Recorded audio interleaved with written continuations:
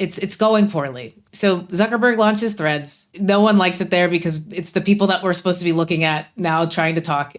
We don't care what they have to say. Facebook is mostly just reposted TikToks or reels that are, old TikToks.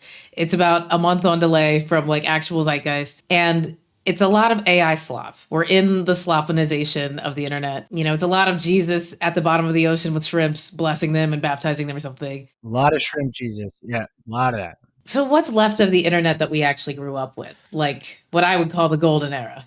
Oh, I don't know.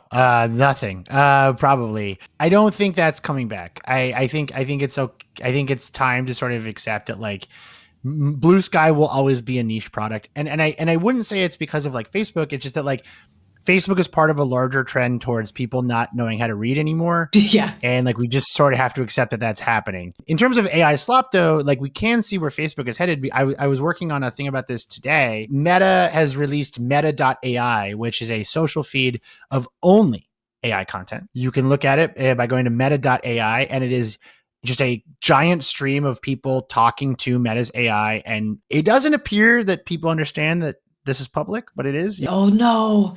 What are people saying? What's the worst? So a lot of it's just like garbage, like just total garbage. But I found some like really wild stuff on there. I found this one, it's a guy, sounded like middle-aged guy, and you can talk to the AI and the AI talks back, and then it transcribes it and you can listen and read, and then people can comment and share it and stuff. And this one guy was like, hey, I just got out of prison after 30 years. I got a job at a nonprofit and they just gave me a promotion and I'm really nervous.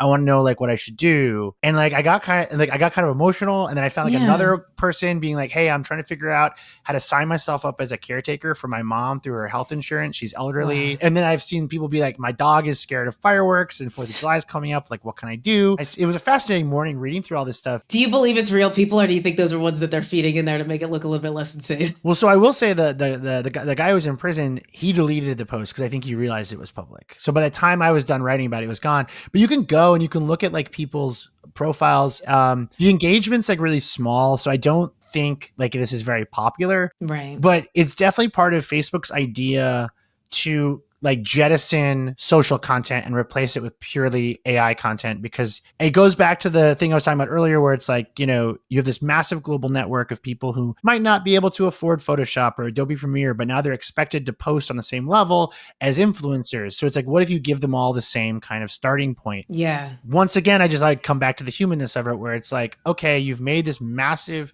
network. Facebook is the largest human institution in the world, surpassing the Catholic Church.